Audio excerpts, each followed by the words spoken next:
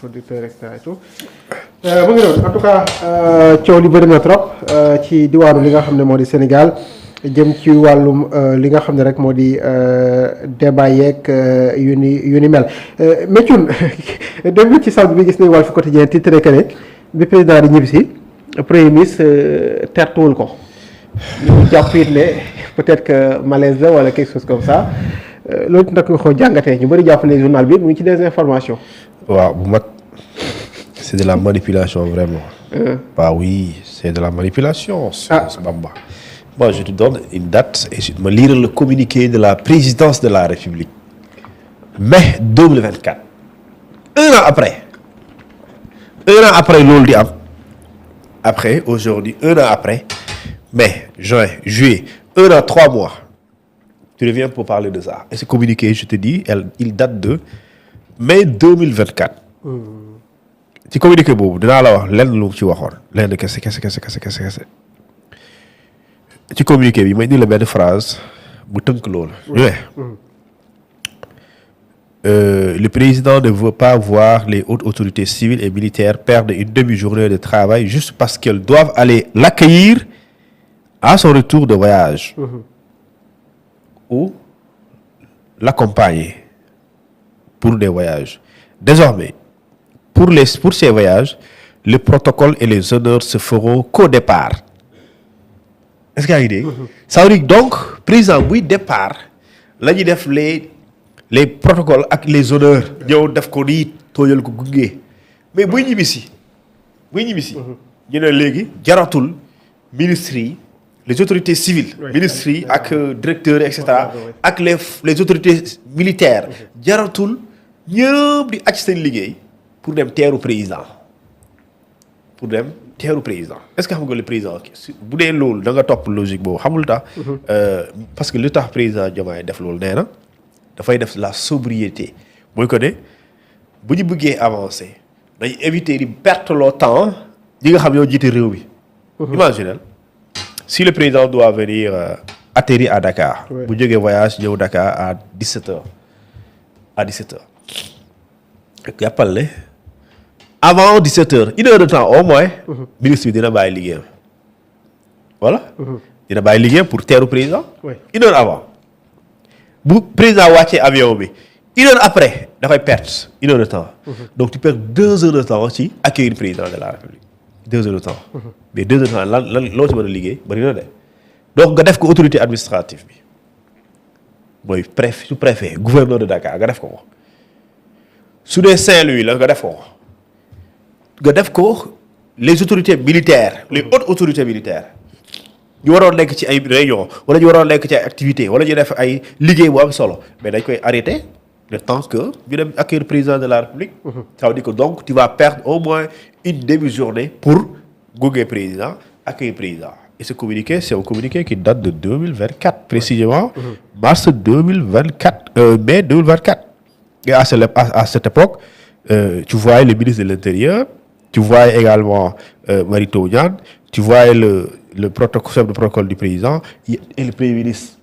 et les autorités militaires et certaines qui sont civiles léegi nag loolu président Diomaye bu ne lii dafa bëgg moom mu dakk bu def ko une nouvelle rupture pour bu jeexal lu ñu tuddee la file d'attente et la file d'accueil à l'aéroport lii ça date de mai 2024 donc convoquer ça pour justifier la crise ou bien le problème qui existe entre les deux alors c'est de la manipulation léegi nag ça justifie pas que démentirul il y a pas de problème il y a un problème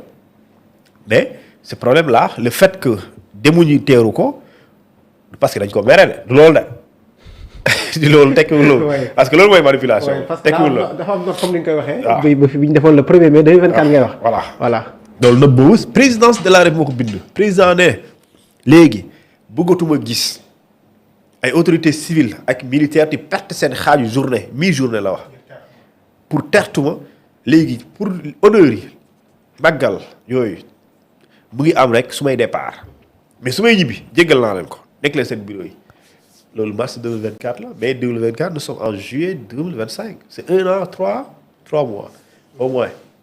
et lii c'est là ñu bind un kii comme pour dire que waaye soo gisee demuñu am nañu ko tuddee sa titre bu daw yaram c'est froid en fait hein c'est de la froideur ça hein wax loolu léegi ku xamul danaan affaire baa ngi garaaw de parce que léegi sax boycotté nañ ko un ministre c'est-à-dire humeur yi nekk ci benn bi fekkul ci état yaa ngi dégg si loolu lu tax Sonko du boycotté premier conseil des ministres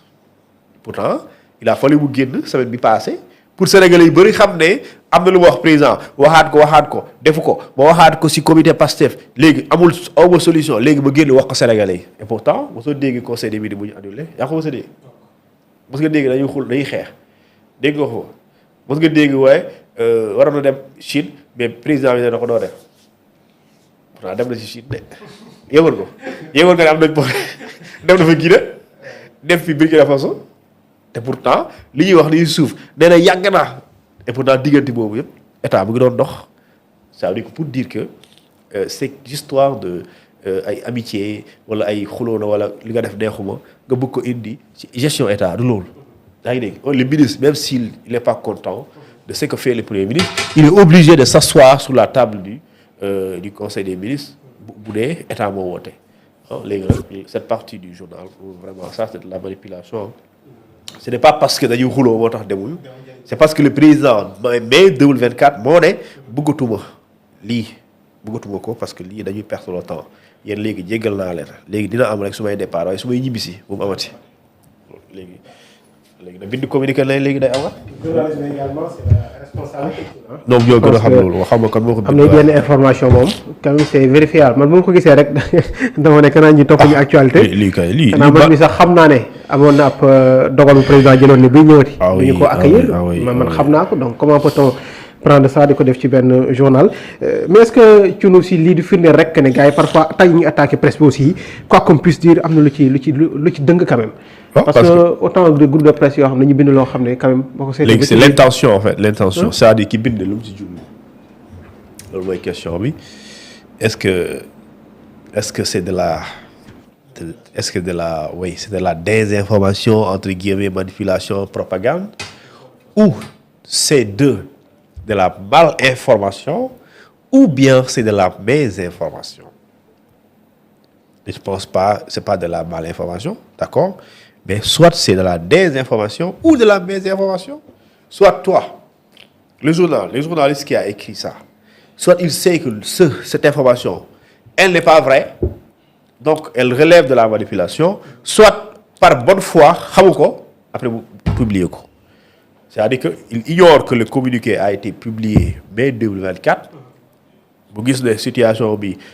accueilliruñ ko après mu def article ci loolu parce que xamul ne am na woon communiqué antérieur soit il sait qu'il y a un communiqué antérieur xam na ko et il prend la responsabilité bien que le connaissant et le sachant alors mu daal di publier loolu pour justifier le fait que il n'a pas été